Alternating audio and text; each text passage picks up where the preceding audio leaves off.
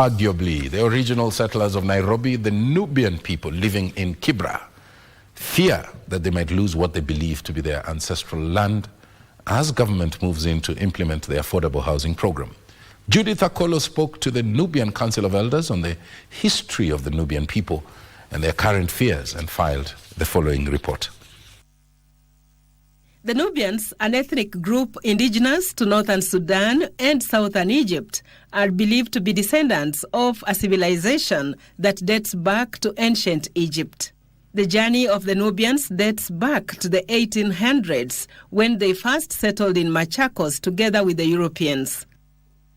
According to Mzee Harun Muhammad, the settlers felt that Machakos was not habitable, and so they got on their way first, settling at Pangani and Muthaiga in Nairobi. Wakatolewa hapa kwa peleko Keleleshwa. Keleleshwa pia ni pori. Tena wakafieka hapa yote. Baada ya kufieka, wakaambiwa sasa tena kutoka huko ndio wakaja hapa Kibra. Kibra wakaja hapa kwa wakati 1900. At Kibra, they found a dense forest. A few Maasai herders who were grazing their cattle in the open space within the forest embraced the Nubians and allowed them to stay. Na hapa walipata Masai. Hapa Masai ndio walikuwa naishi hapa. Kuna pahali ambao wanachunga ng'ombe zao. Hapa wakasikizana na wazee wetu kwa njia ile mzuri sana. Paka hawa Masai wakasema hawa watu ni watu wazuri, watakaa hapa. Although this land was surveyed in 1917, it was gazetted in 1918. It is here that the colonial masters established a military camp with a shooting range called Laini ya Shabaha, which has turned out to be called Kibra Laini Saba. Wanakaa pahali yao ya kupiga shabaha. Ndio hapa naitwa Laini Shabaha. Sasa habari ya military iliisha kwa 1930. Hapa 33 habari ya military ikaisha. Hii Kibra ikawa chini ya administration. The old men reminisce a time when they had vast area of the land handed to them in 1918, which measured over 4,000 acres. It included Sarangombe, present-day Jamhuri area, Lomley, present-day Ayany, Galalima, which is Olympic, Toi, now known as Fort Jesus, and Lindi near Nairobi Dam, Langata, which had the barracks, and Makina.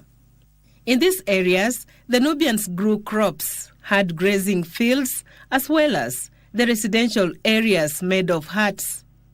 Ili Kibra ilikuwa iko shamba pahali ya wazetu kulima, sio pori tena, ilikuwa na shamba. We used to farm, we used to rear cattle, and Sarangombe, like Sarangombe, the present day Jamhuri estate. Sarangombe is a name coined from the Nubian language where you take animal to grazing, for grazing. All this Kibra was farms. Even people coming from town, city center, they would say, we are going to the Shamba. Shamba was Kibra. The struggle for independence saw the Nubian community providing shelter to the Mau Mau fighters who would hide in the huts, and since Kibra was known to be inhabited by peace-loving Nubians as well as decommissioned officers from the Kenya African Rifles, KAR, the colonial administration would never search for them.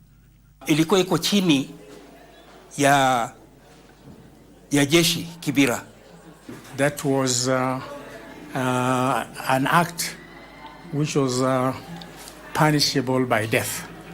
But the Nubians still took that risk to make their mark in the struggle of independence for this country. But population-wise, we are very few. We don't have the capacity Although in 1969 we had our first MP, who was a Nubian.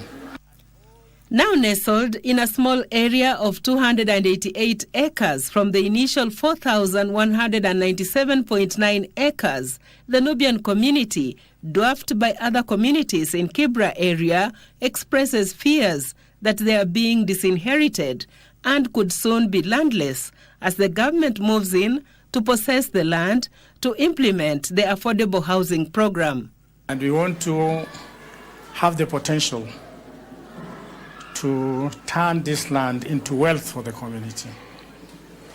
We don't think this is the right place for affordable housing.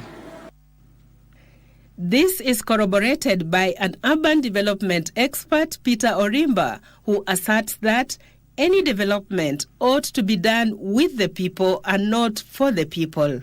The biggest challenge is like for those cases of Kibra, it is more like you plan for the people. You are not planning with the people. Because when you are providing those houses, it should be to the point where you are sure whoever you are going to give these services, are they able to utilize or enjoy those services.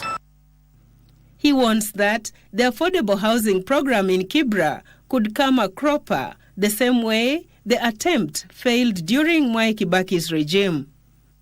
Those people who moved in, who allocated those houses, they could not cope.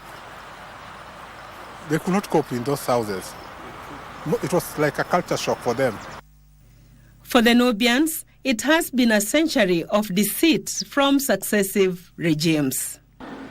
Despite all the efforts that we have put in Kenya, before and after independence, the role that we have played, we have been given zero. This is a betrayal. Judith Akolo, KBC, Channel 1.